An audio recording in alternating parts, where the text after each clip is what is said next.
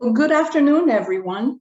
Thank you for joining the National Women's Health Network's webinar, Catalysts of Change. I am 𝗪𝗁𝗁 I go by Jackie. I am the executive director of this amazing organization. The network works to improve the health of women of all diversities, empowering them with the information they need to get the healthcare services they deserve. We change policy, support smart consumer decision-making, and save lives. Healthcare is a human right, and the network is committed to standing up for women's health in a way that honors all women.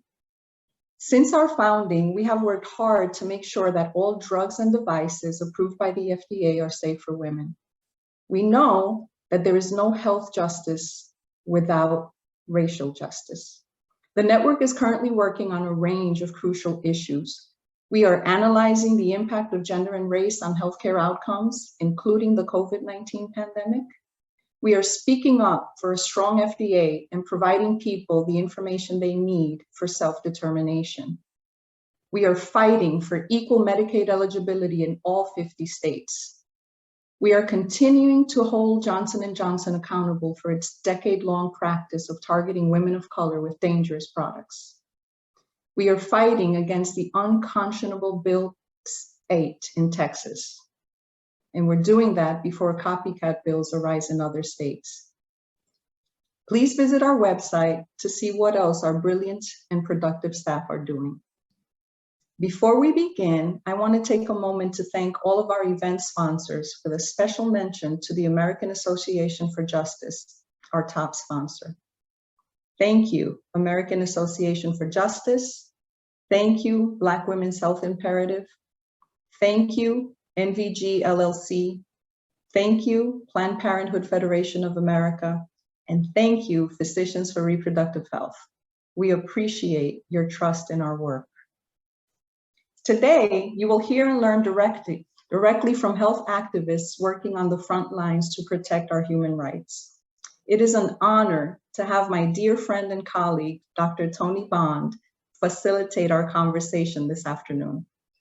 A former board member of the network, Dr. Bond has worked tirelessly for change in healthcare, particularly raising the voices of Black women around the issues of reproductive and sexual health rights and justice. She is one of the founding mothers of the reproductive justice movement, adding the collective voices of Black, Indigenous, and people of color to the fight for reproductive autonomy and freedom. In 1996, Dr. Bond co-founded and led Black Women for Reproductive Justice, the first Black women's reproductive justice organization in the country. Dr. Bond is a recognized expert working at the intersections of religion and reproductive justice. She is a scholar, ethicist, activist, and a strategist, currently faculty at Claremont School of Theology, teaching Christian and classical ethics.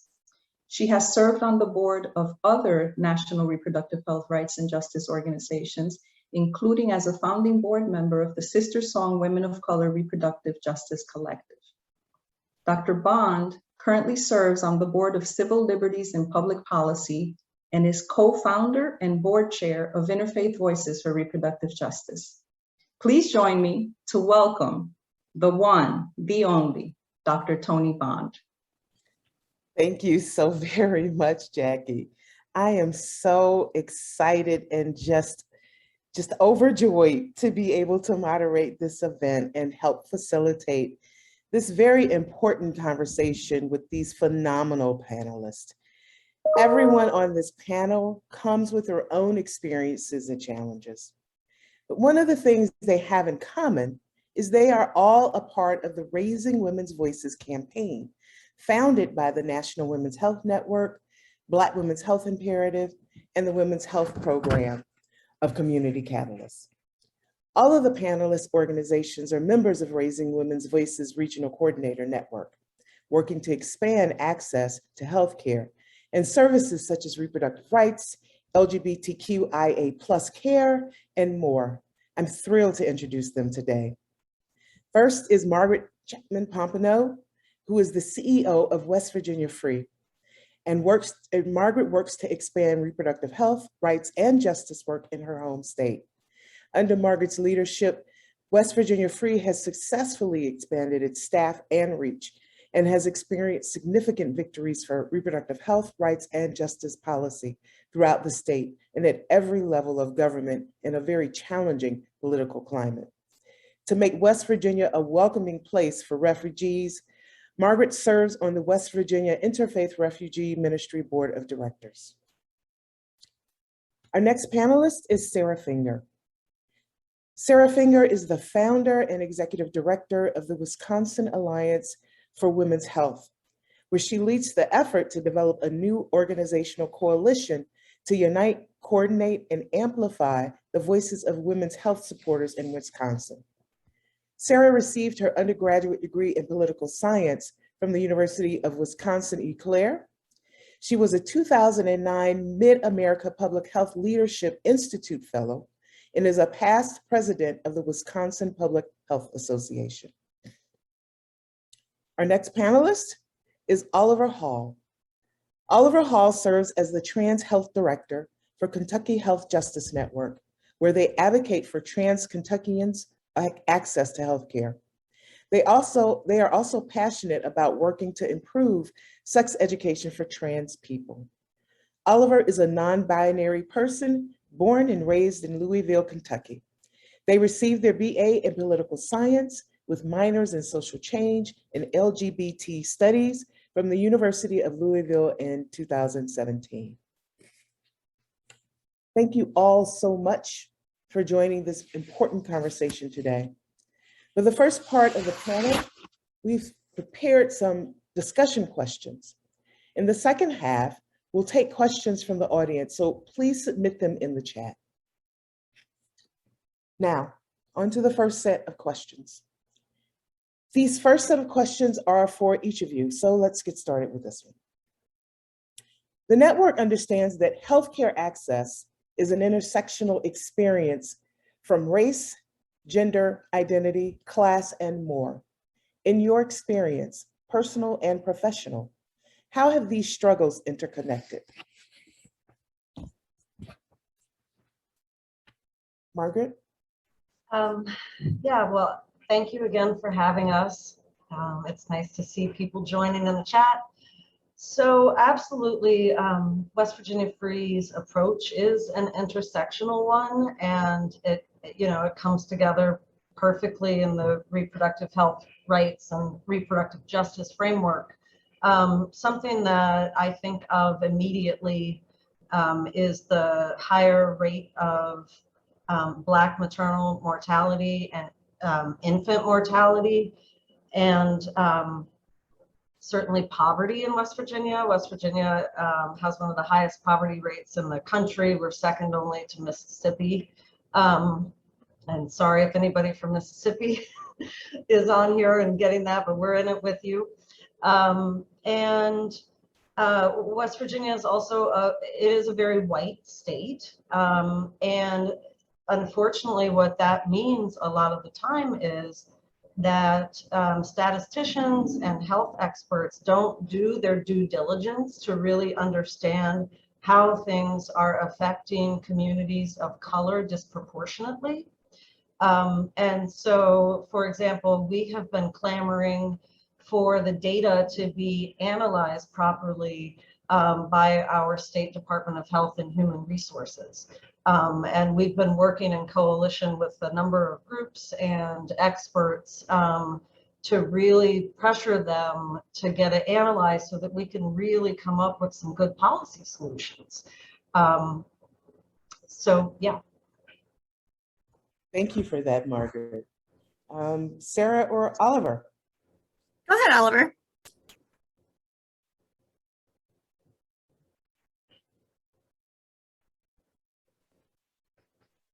You're muted. Oh, was I muted? Oh, sorry, my bad. So in Kentucky specifically, we know we have higher rates of poverty than the rest of the country in general. We also know that trans folks face increased rates of poverty as well as increased rates of unemployment or underemployment, which is obviously directly affects their access to insurance, which is critical for receiving healthcare. But in Kentucky, we also have the issue of geography. We have a lot of towns and counties where there is only one doctor.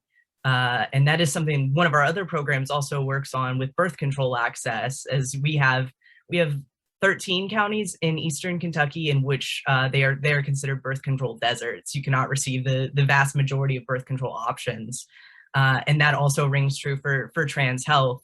There are a lot of places in Kentucky where you simply cannot see a competent provider, even for primary care, like much less talking about getting gender affirming care.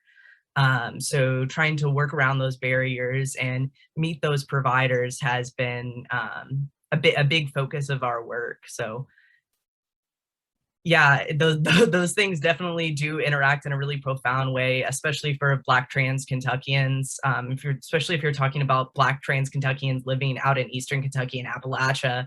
Not only are their providers not trans competent, their providers might be holding biases against them. So there are a lot of different things to be working through, and it almost seems insurmountable.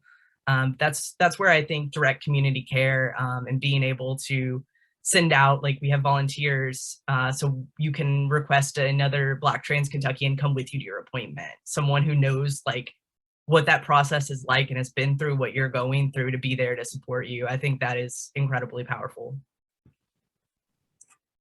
And I'll round it out for the first question, Dr. Bond. And I just want to thank again everyone who put together this amazing conversation. I miss some of my colleagues so much not being in person, so this is a wonderful way to stay connected. For those of you new to the Wisconsin Alliance for Women's Health, our vision when we're on the cover of Time magazine is that we will have every woman in Wisconsin at every age and every stage of life able to reach their optimal health, safety, and economic security. So to echo what Margaret was saying, I mean, so much of what we do in terms of policy and advocacy needs to be intersectional. It needs to recognize every single system and policy change that can make or break us, make or break our day as women. And so the intersectionality is so key. And I'm so grateful. I'm one of the very first regional coordinators for Raising Women's Voices. And because of Raising Women's Voices, because of the leaders that came together like Billy Avery to initiate this table and set this table, our organization has been able to raise the voices of women in Wisconsin. And we continue to fight for the kind of healthcare access and coverage and quality care that we all deserve. Thank you for the answers to your answers to that first question. You all have raised so many key points that perhaps we'll have a chance to expound upon. The second question is, given how consuming this work is, how are each of you building and strengthening a new generation of young Black, Indigenous people of color and LGBTQIA people who will fight for unrestricted access to comprehensive reproductive health care?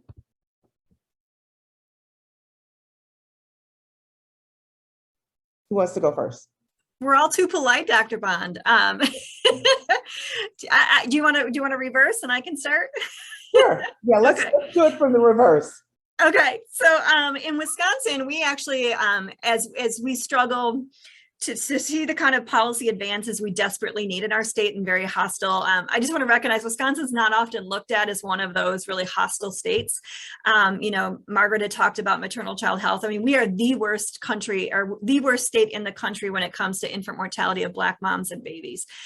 So we have not only been overlooked as one of those really hostile states, but we, just like Oliver was saying and Margaret was saying, we're a 72 county state. Pretty white, but we have these incredible disparities, and we have chronically not centered the voices of those who are most impacted by the disparities and the negative outcomes of these horrible policies. So I'll just mention, in terms of the new generation, I mean, that's everything to me. I'm 44 years old, and I have an 11-year-old daughter and an 8-year-old son. And I know, like I said, all of this work we're doing is going to take a long time to come to fruition. You don't eat the fruit the day you plant the seeds. But for me, cultivating a generation that understands the power of their voice, the power of advocacy, that insists that policy happen with them instead of to them. We have an amazing program called Patch, and it's providers and teens communicating for health. And it's young people all across the state from age 12 to 21. And we purposely, again, really engage those who have often been marginalized in their voices and have not been heard. And so this Patch program really helps empower these young people to learn the skills they need to know their rights and responsibilities and be advocates for their own health and advocates for other young people in the world. And just to, again, insist that whatever happens around their health, their safety, their economic security happens with them instead of to them. Thank you. Oliver? Yeah, I want to echo specifically the part that you said about making sure that it's happening with them, not to them. I think that is an incredibly important point. Some of the ways we do that are bringing people in to determine which ways we expand, determining what kind of services we're offering. Young people are by default ahead of the curve. They know what they need, and so bringing them and asking them directly, like, what can we do for you? Like, what is your vision for the future? Because they are. I'm 26. I'm not super old, but like people who are 18 have a completely different vision than me, and I have so much to learn from them. And so I think just actually like letting them know their perspectives are valued, and not just in a superficial way. Like you have something real to contribute, no matter how old you are. I think it's simple, but it's incredibly impactful. Just letting people know that their voice matters, their opinions matter, they have skills to offer a movement no matter where they're at in their life. Thank you. Margaret? Yeah, so coalition work is at the heart of what we do at West Virginia Free, and so and also leadership development is in a very sort of methodical way. And our internship and fellows program, we really focus on recruiting young people of color, LGBTQ folks, and through the coalition work, we are able to lift up different organizations' opportunities. And we also have a new state table for voter engagement work in West Virginia. Finally, we got one. It took years. And you see a really great diverse cross-section of folks around that table. And we're working at the local and state level. And so, I mean, like traditionally, a lot of our voter engagement work wasn't really at the local level as much as it is now. And so we're seeing some great developments there. And like our fellows program this summer, you know, we have a trans person, person of color working with us. And so the goal is to, you know, not just have them in there doing humdrum office type stuff, but like Oliver was saying in particular, like getting their ideas and letting them run with their ideas in many ways. And we did a reproductive health impact survey that went out digitally for people to fill out, like what is most important to them. And it wasn't just limited to reproductive health, but of course to justice also. So I see a lot of cool overlap in what we're all talking about. Thank you for that answer.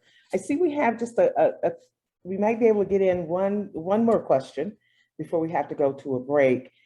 Sarah, you said something about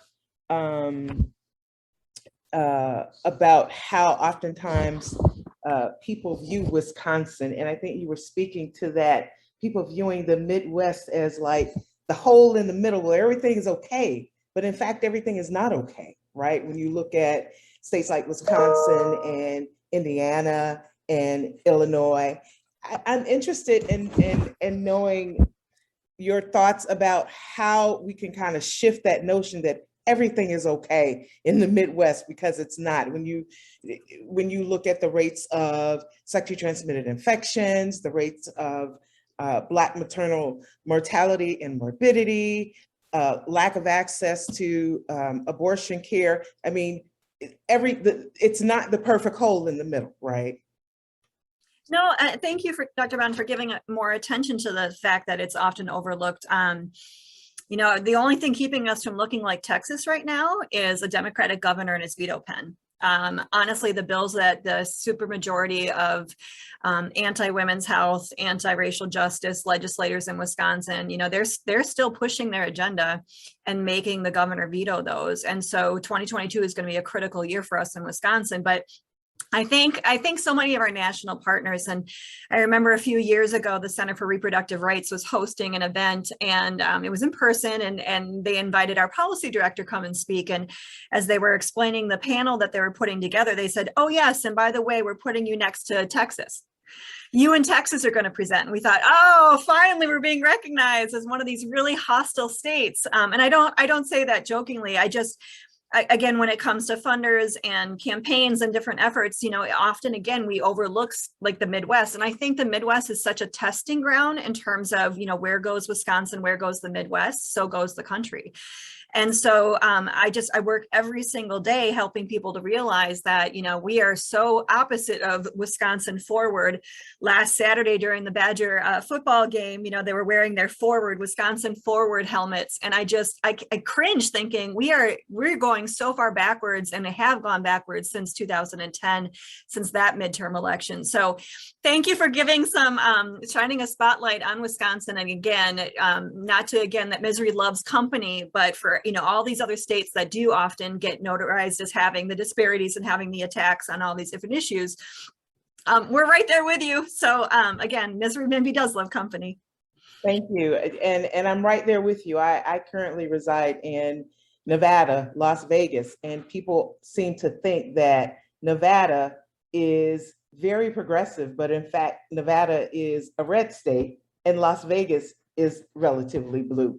And just like the donut hole that we often talk about in terms of the Midwest, it's almost as if Nevada is like that forgotten state where there's very little reproductive health rights and justice work going on. And the same thing, high rates of Black maternal mortality and morbidity, high rates of sexually transmitted infections, high rates of human trafficking. I mean, we even have women who are delivering their babies in cars.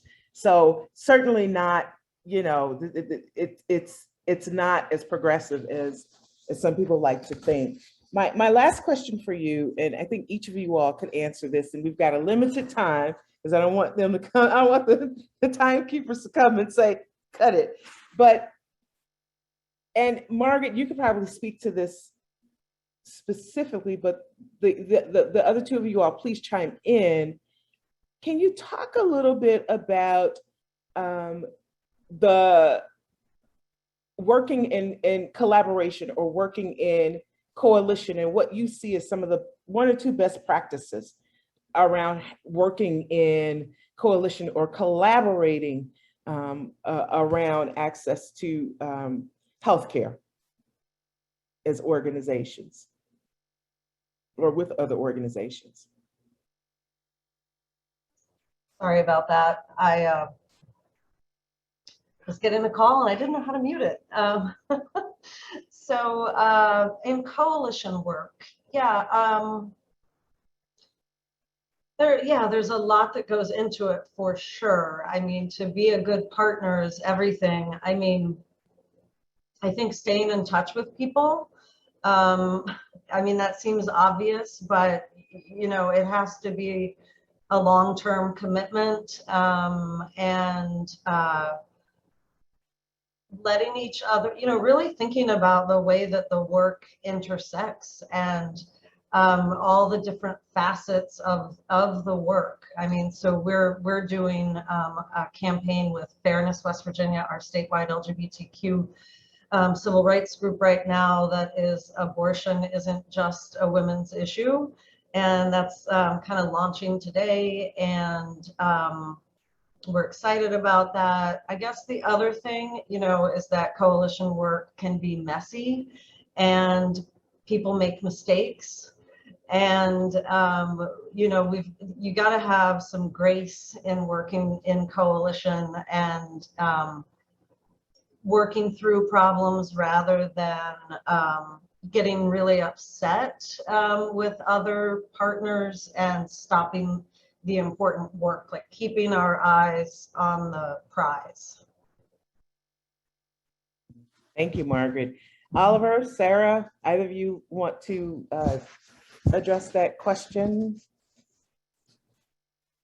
I mean, I think Margaret covered pretty much any point I would have. I would add that I've found it really helpful, kind of broadening my view of what type of organizations we can be in coalition with. I know specifically in Kentucky, I think my program is the only trans-led program, but even in the broader view of reproductive justice, there are two organizations. So broadening where we have intersecting work with other people might be concerned about like rural health. Okay, that's still reproductive justice. Like we still have areas we can collaborate there.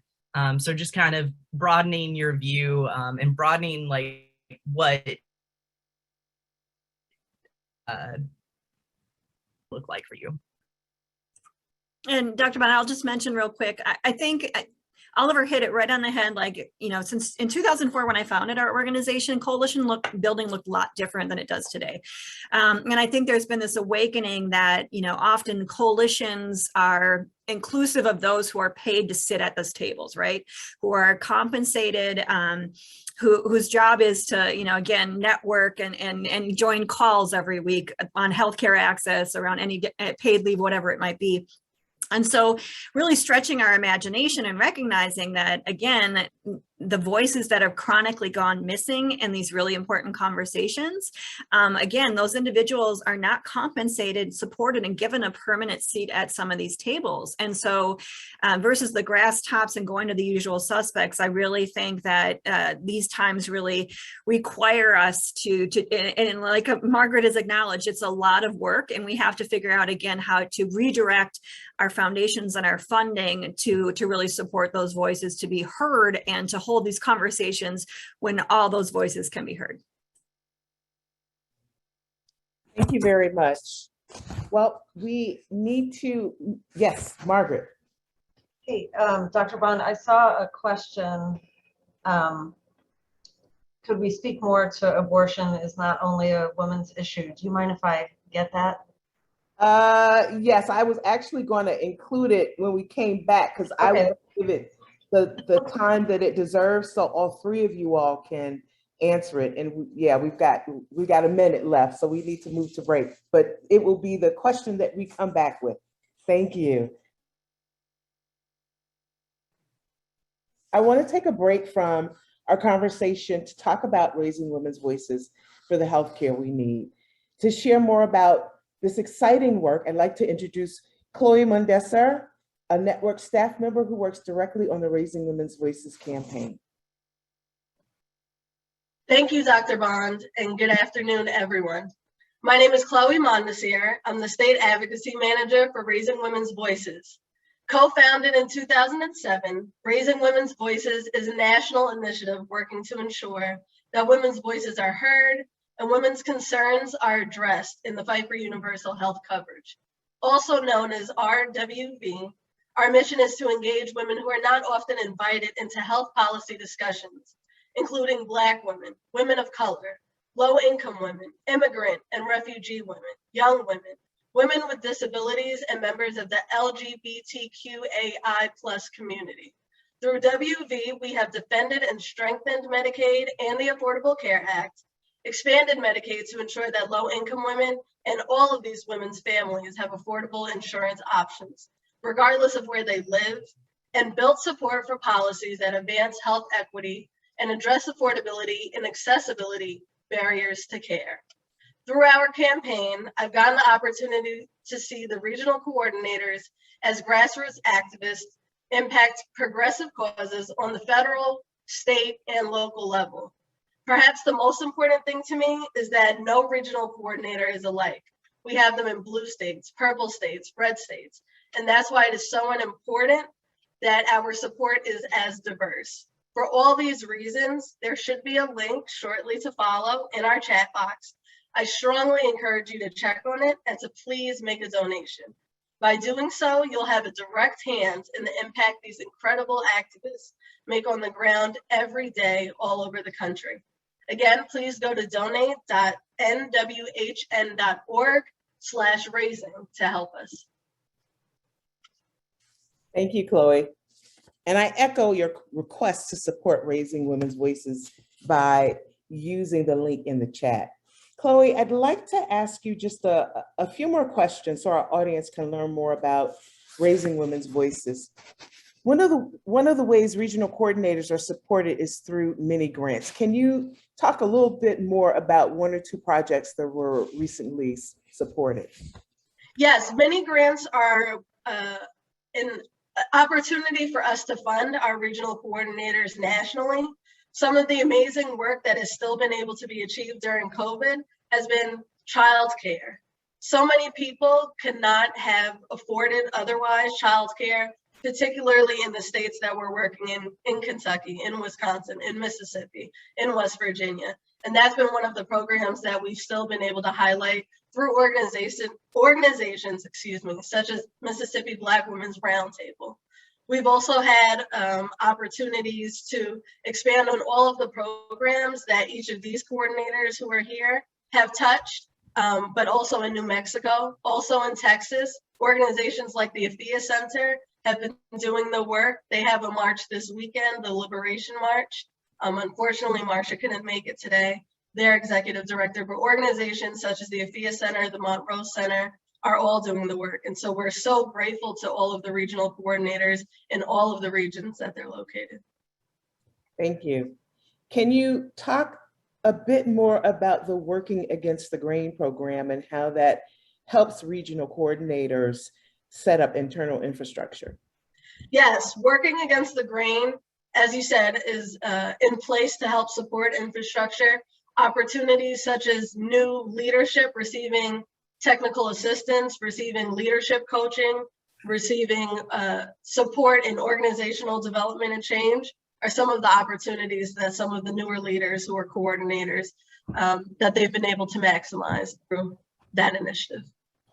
Thank you, Chloe. Raising Women's Voices sounds so empowering and beneficial. If you're watching and already feel inspired to give, please be sure to click on the link in the chat or go to nwhn.org/donate.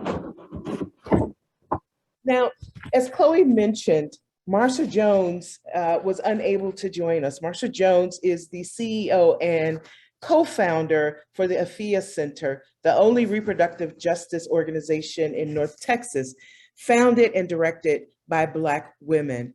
She was not able to join us, but we certainly appreciate her work and send just a ton of support and positive energy for the current battle that they are in right now in Texas around the abortion ban. So back to the questions at hand, and before we move on, I want to go back to the question that was raised before the break. Can each of you talk just a little bit about how abortion is not just a woman's issue, that abortion is not just something that only women are concerned about? So thanks for coming back to that. Yeah, I mean, right off, I would just say that, you know, not only women need abortion care, trans folks get abortions and need specific care. And also, it's a men's issue. It's everybody's issue because it's basic health care. And I think that for far too long, women have been looked to deal with the abortion issue, even though historically it has generally been, straight white men pushing for restrictions.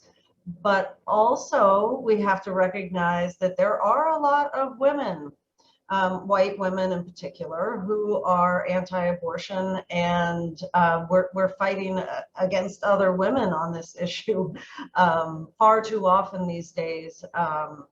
I've certainly, as an advocate at the State House in West Virginia, have seen a lot of fundamentalists who are white women pushing for this. So yeah, abortion is basic health care that improves the lives of our communities across the board. So that's what I'm thinking of when we say that at West Virginia Free and with our partners at Fairness. Thank you, Margaret. Sarah, Oliver, want to respond to that question? I mean, yeah, I would echo what Margaret said. I am a trans person who's had an abortion. I did have a very unfortunate experience with my abortion because of transphobia I experienced at our clinic. So that's something I feel very passionate about. Is trans Kentuckians, we're dealing with a one clinic state. So making sure that at least the clinic that we do have is good for all Kentuckians, where it has not been in the past. So I think highlighting that is super important, and I definitely appreciate that work you're doing with. Thank you, Oliver. Sarah? I don't need to add anything different. I just, Margaret and Oliver. Okay, thank you. Well, as we mentioned, as Chloe mentioned, and as the panelists were introduced, they're all Raising Women's Voices regional coordinators. I've got some additional questions I'd like to ask that I think will shed some light on how your work has been impacted by the campaign.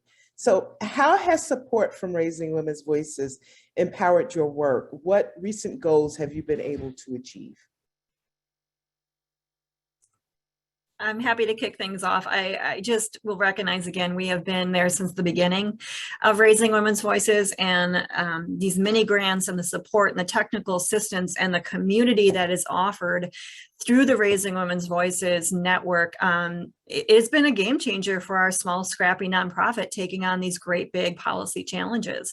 And so whether it's open enrollment support, helping to provide kind of content to get the word out there to make sure people in our states know about, when to enroll and how to navigate your healthcare coverage, or if it's empowerment around, voter engagement and education, or whether it's, the investments being made in maternal child health efforts, like in our state, we're about to introduce a legislative package called the Birth Equity Act. So think about the Momnibus Act at a state level. And again, we often, not only are we overlooked in terms of the threat that exists in our state legislatively, but often funding. And so the funding that has come through the network of Raising Women's Voices has allowed us to keep our doors open for the last 17 years and to still be here in 2021 to meet this moment, and to again plant those seeds so that someday, for that next generation, we're all here to see the future we all deserve. Thank you, Yes. Sarah. Oliver? Sorry. That's Yeah, okay. so the Raising Women's Voices mini grant was actually the first grant I got for my program in 2016 when we were starting.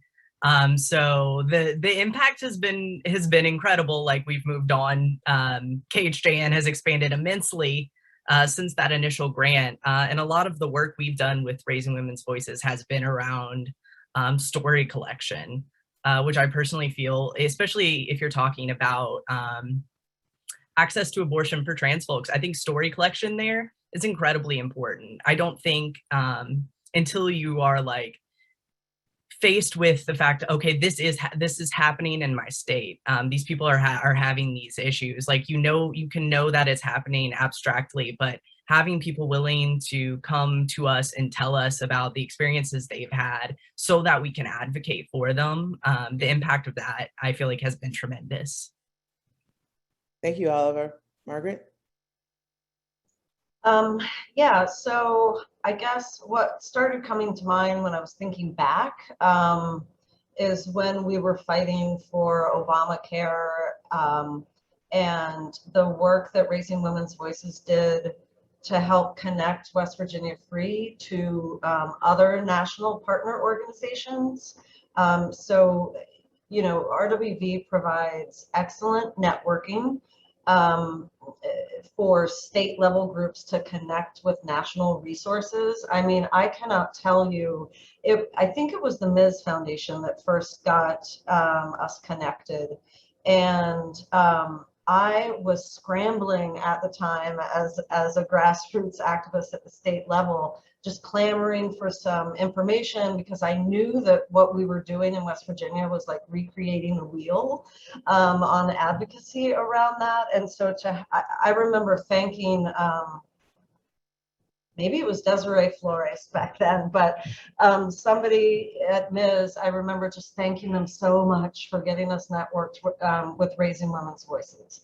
It's a wonderful community of support for advocates, and you know, it makes the work more efficient and just a sense of community and solidarity with people who are facing similar things around the country.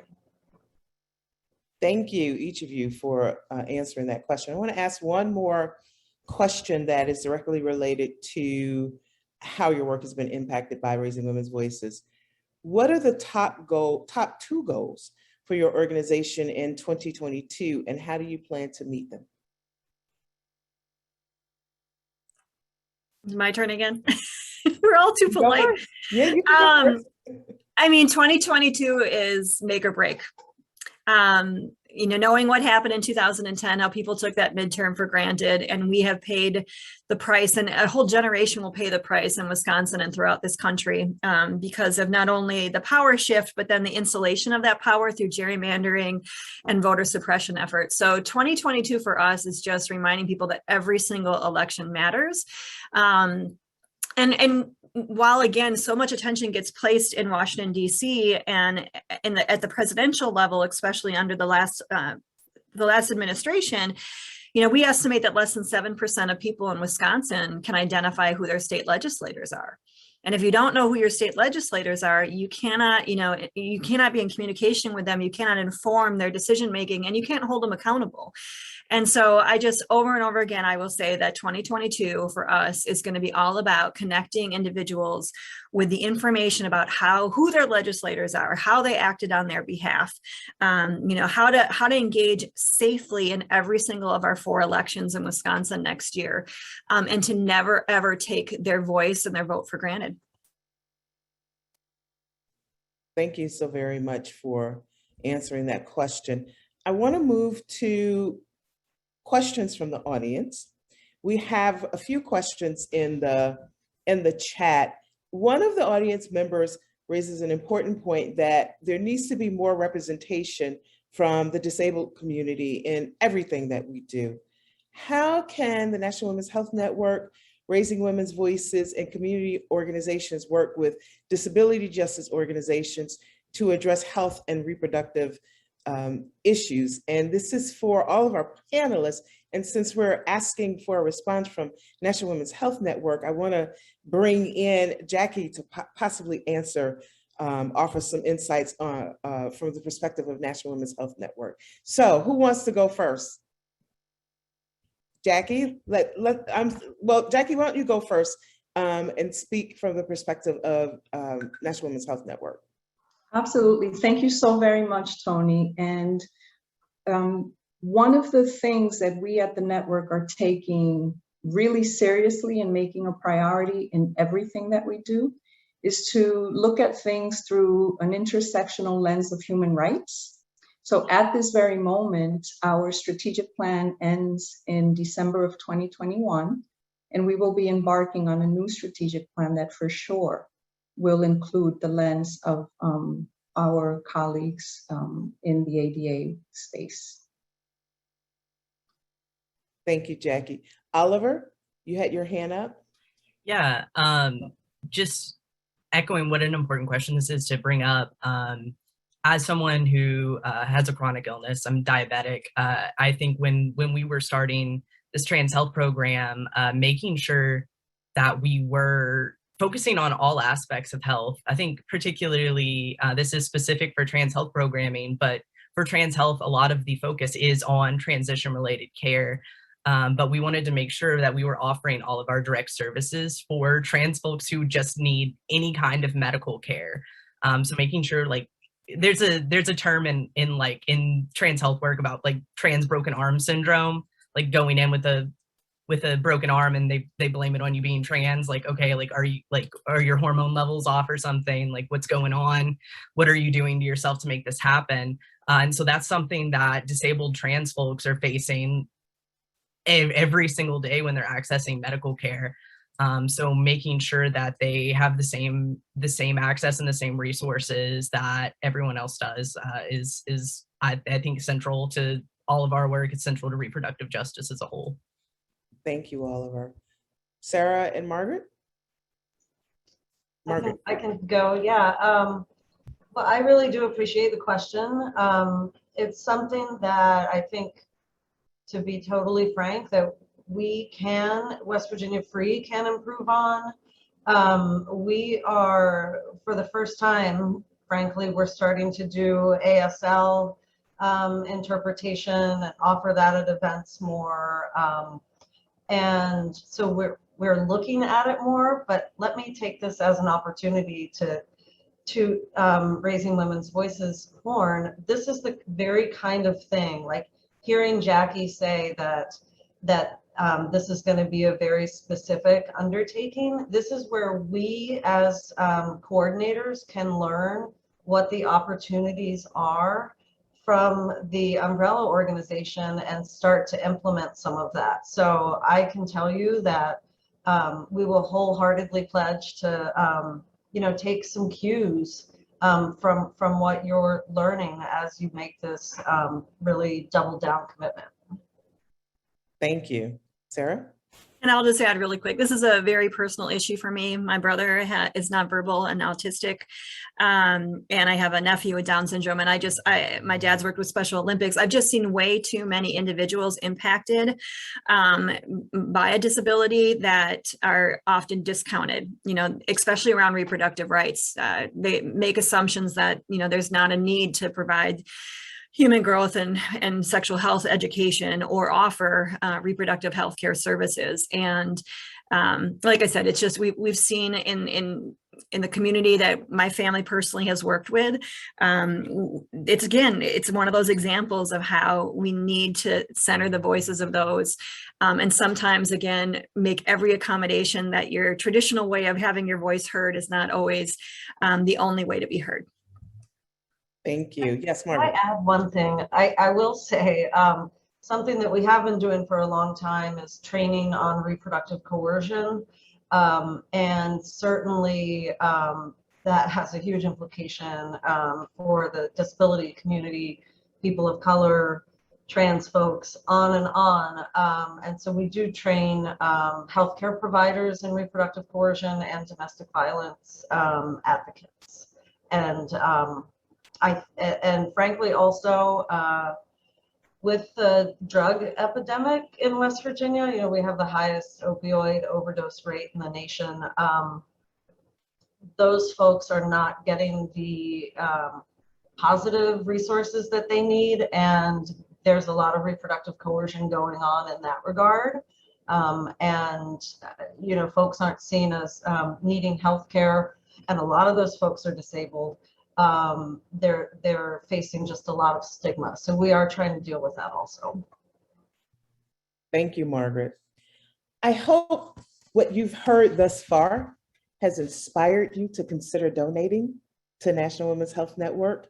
You can find the link in the chat pass the link on to your networks, to your friends, to your family members, to your colleagues. We're going to keep moving and ask a few more questions. We've got some questions that were sent in ahead of time that we're going to sprinkle throughout, the ones that have been submitted today. The first one has been directed to me. So the question is, as a founding member of the reproductive justice movement, how has the movement evolved and changed since you sat in that room, in that hotel room strategizing? What, in your opinion, is the biggest challenge facing the reproductive justice movement today? Why, and how should we address them? Well, what has changed? So in terms of the work to be done, nothing's changed. As a matter of fact, it seems like it's more work that needs to be done. But I think that the reproductive justice movement has gotten a jolt of new vision and energy from younger activists, younger Black, Indigenous people of color, and LGBTQ plus individuals coming into the reproductive justice movement. And that has expanded the narrative of reproductive justice. And I also think that that is a challenge for us in the reproductive justice movement, that many times it feels like reproductive justice is sometimes used as a trade-off word for abortion rights work. And sometimes it feels like we're dangerously, skirting the edges of reproductive justice being primarily focused on abortion access. And I think, all of us who do RJ work, those of us who were in that hotel room, know that access to safe, affordable, quality abortion care is key and critical for every individual who can become pregnant, so that they can be able to be self-autonomous about their lives and self-determining.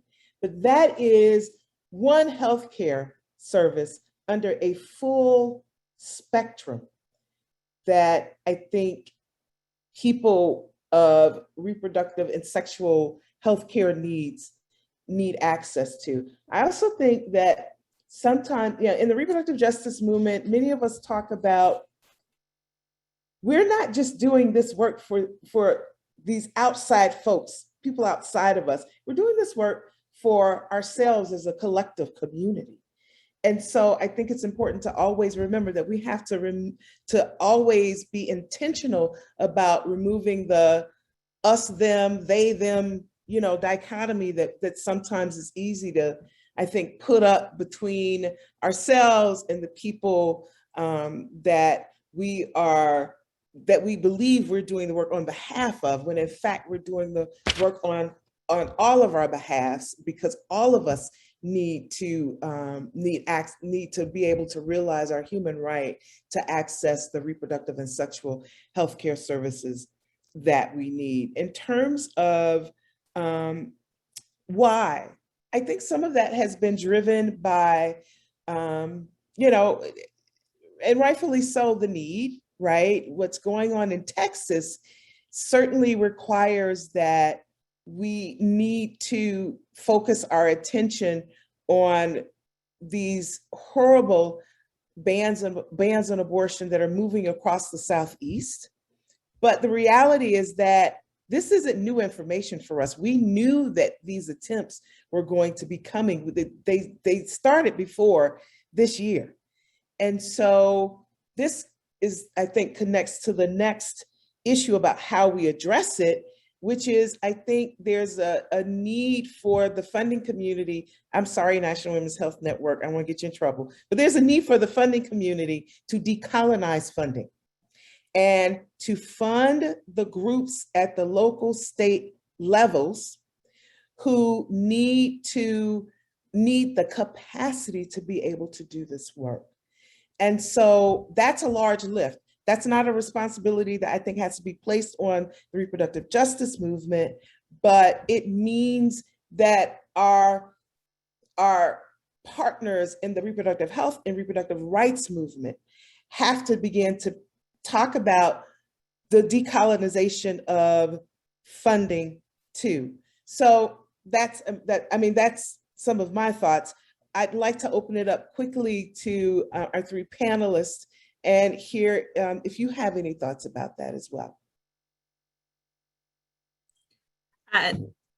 I'll go right to this. Again, as the founder of this organization for 17 years, what I appreciate so much about Raising Women's Voices is they look at the non-traditional organizations like ours. We're not, part of a big network nationwide, but we're doing really important work, and we have the ability to wake up every morning and innovatively tackle these conversations, the messaging, centering the voices, and so it's absolutely right. I think, trying to reimagine how we fund things, and fund things not just for Band-Aids, and not just fund things downstream, but upstream, and recognizing again that this is a long game.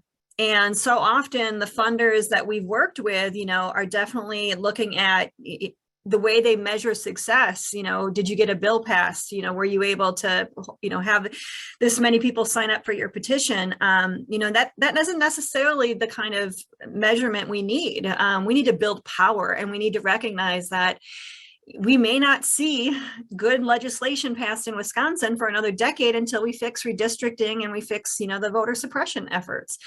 And so there is just something to be reimagined, reconfigured in terms of, expectations of funders, the way we fund, the way we measure success, and again, how we look outside of the usual suspects to invest our funds in.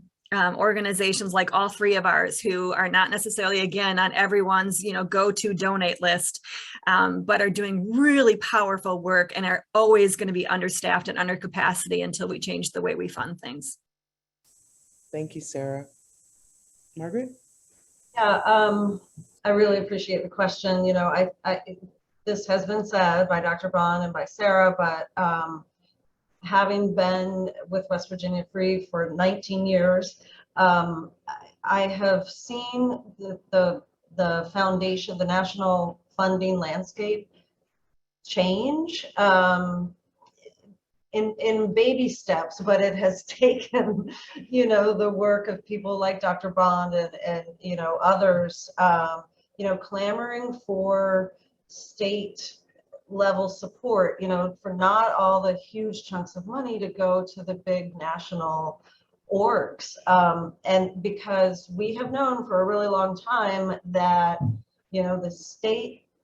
the state work affects the national work, and the leaders on the ground are the ones really in the trenches. And so that's one thing I think has slowly started to change, but it's still an issue. And also, hold on, I just lost it. State level work. Oh yes, to lift up what you were saying, Dr. Bond, in terms of the, general support funding. I really think that the bigger funders could help the movement a lot if these kinds of organizations like ours weren't constantly trying to cobble together an annual budget. The support is always super appreciated, no matter how it comes in. But I think that would be something that would be great for the funding community to look at also. Thank you, Margaret. Oliver, thoughts about this question?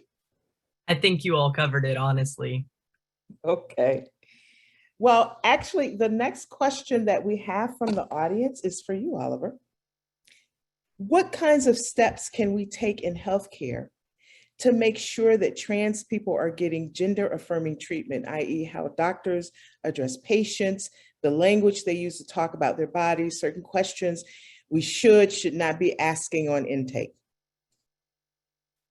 Yeah, I think that super depends on where you are. Like, are you a patient? Are you a provider yourself? Are you like an educator? Oh, sorry, my computer is about to die. Hold on. but like on the micro level, I think even as a patient, before I was doing this work, I was noticing spaces where there was inequity at my doctor's office, even before I identified as trans. When I was like, when I first got my diabetes diagnosis, I was like, there are some things here that like are kind of weird. Like the intake form is weird here. That like I have friends who would not know how to fill this out based on themselves, and I know they would not get the treatment they needed based on the doctor getting this level of information. So I think even just on a personal level, advocating for more training for your providers, and I have those resources. Email me at transhealth@khjn.org. There are lots of online resources at different levels. I know there's like a 5-minute little thing a doctor can do that'll give them a base level knowledge of what trans means. And then scaling up, like they can go to the Fenway Institute and get like in-depth training on how to treat trans patients. My organization also does trainings for doctors. So you have that. And obviously, if you are a provider, you have the ability to influence your colleagues. You have the ability to change the culture by taking the lead there, especially if you're a part of a larger institution.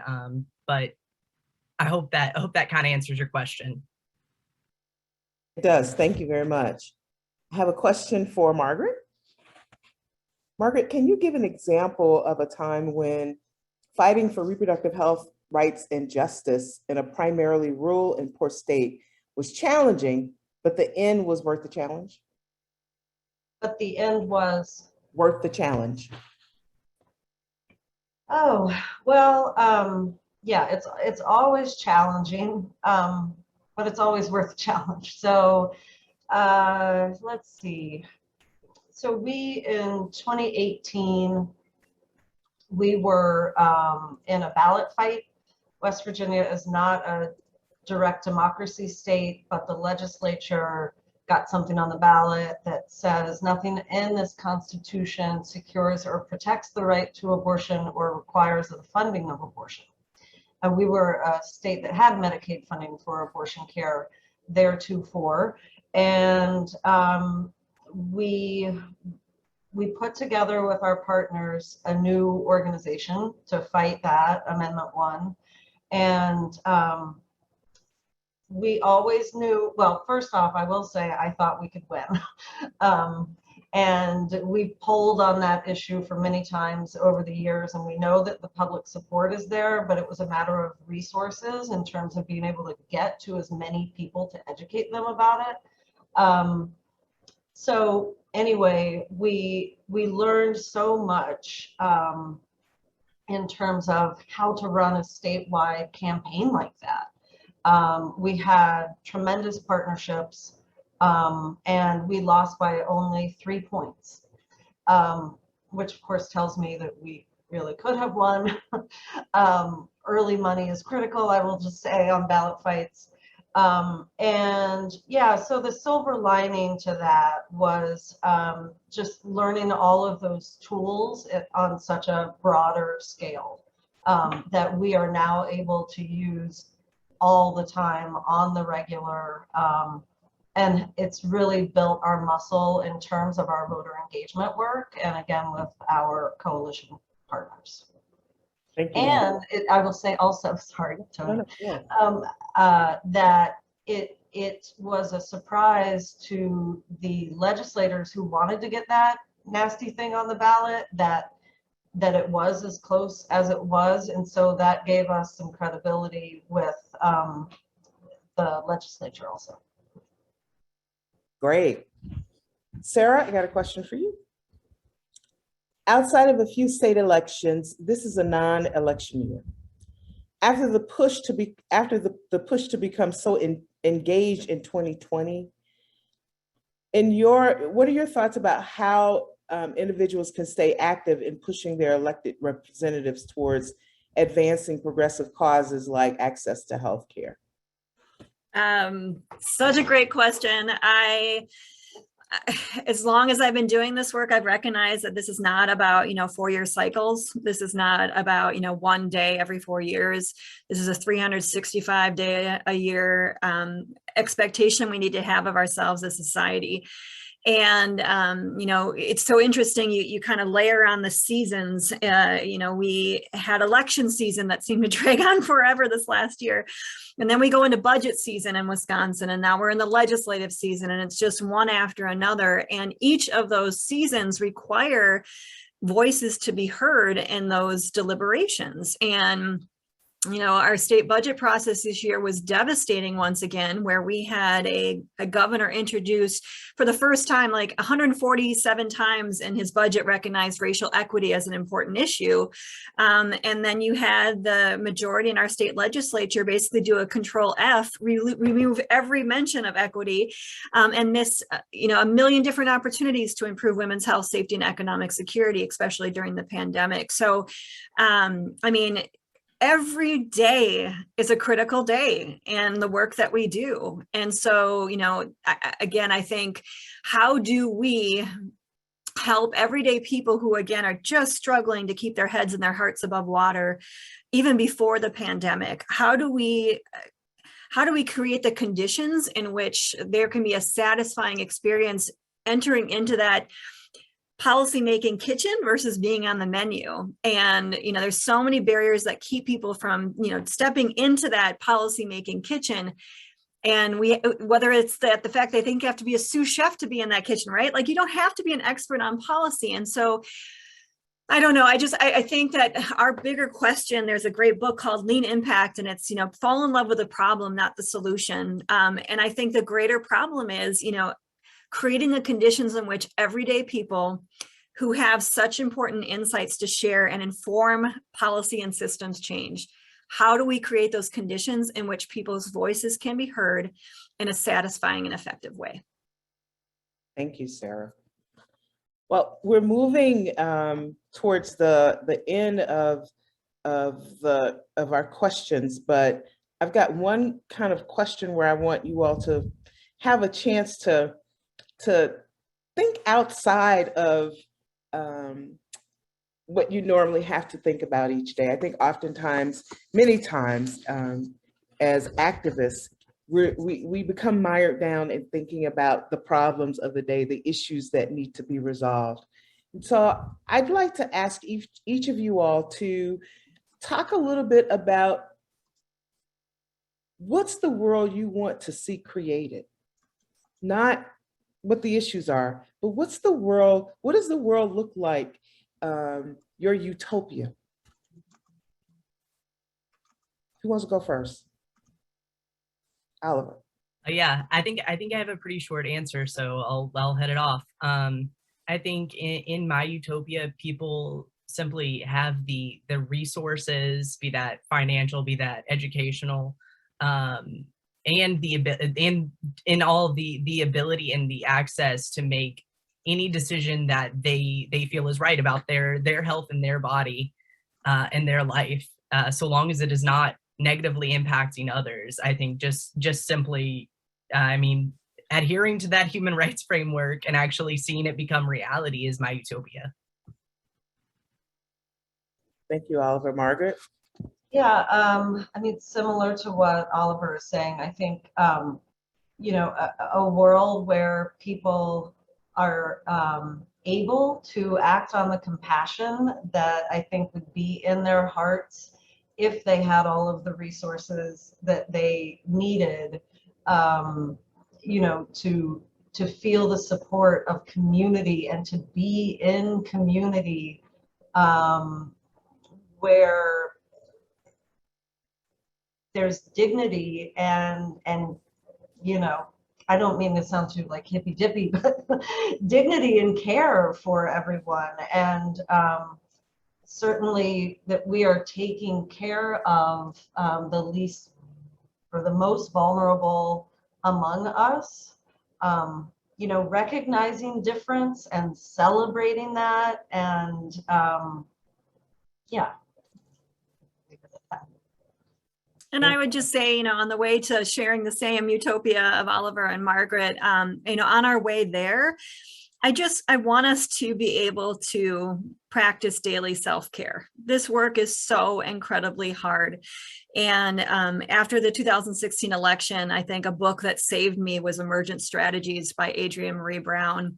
And it really helped remind us to look to nature of networks of resilience, where it's not up to Margaret, it's not up to Oliver, it's not up to Billy, it's not up to Chloe individually to solve every problem that exists out there. And if there were more of us, again, taking turns like the flock of geese and, leading the way and staying back with those that are tired and need to recover, we have to figure out again how to be contagious in the best way possible. I know that's not a popular thing to say under COVID right now, but we need to really again live those words and emergent strategies of how do we build a community of us that recognizes we're not alone in this fight, and that the visions that we hold in our hearts have so much potential, because again, so many of us are sitting on the sidelines of democracy. So that's what I just want us to be healthy and whole as I work our way towards the utopia. Thank you, Sarah. I will offer quickly my utopia, right? And mine is similar to what each of you all have said. At the core of reproductive justice theory, the framework, is seeing the humanity in people and seeing that I often reference the philosophy, Ubuntu philosophy, which comes from African traditional spirituality, which says, I am because you are, we are because I am. And seeing that we're all interconnected. And when we see the humanity in each other, we can understand how interconnected we are. And we mirror ourselves to each other. And it is so very important that we do the self-care. We're so fortunate to have Billy Avery on this, participating in this webinar, And Billy, as many of you all know, is really considered, heart, much love, is really considered as the mother of the Black women's health movement. And the founder of Black Women's Health Imperative, formerly known as National Black Women's Health Project. But Billy has always been talking to us about self-care and how we have to take care of ourselves. Because if we're not healthy, then we can't model what it means to be healthy to anybody else. So thank you, many thanks to Billy for that important lesson. We're at the time for today for our questions. And so I want to turn it back over to Jackie one last time. Thank you to Margaret and to Oliver and Sarah for all of your insightful, visionary answers and responses. I know people learned a lot of information about Raising Women's Voices, a lot of information about each of your organizations. Profound gratitude to each of you. And so now I want to turn it back over to Jackie. Thank you so very much, Dr. 𝗏, and thank you so very much to each of our panelists. This has been incredibly wonderful. Thank you again.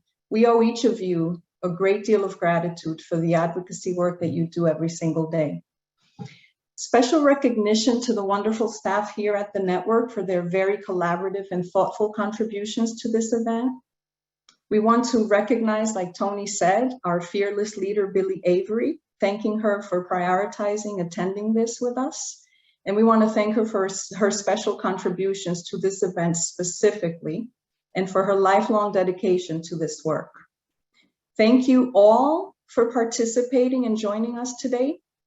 I know I am going to speak on behalf of our staff, feel super energized by this amazing panel and from all the discussions that we had here today that are so thought-provoking and will absolutely only aid to make our work better and more integrated and more intersectional. So thank you for all of your honest and transparent answers. and for such amazing and thoughtful questions. We really appreciate it. We appreciate your continued support of our work as always.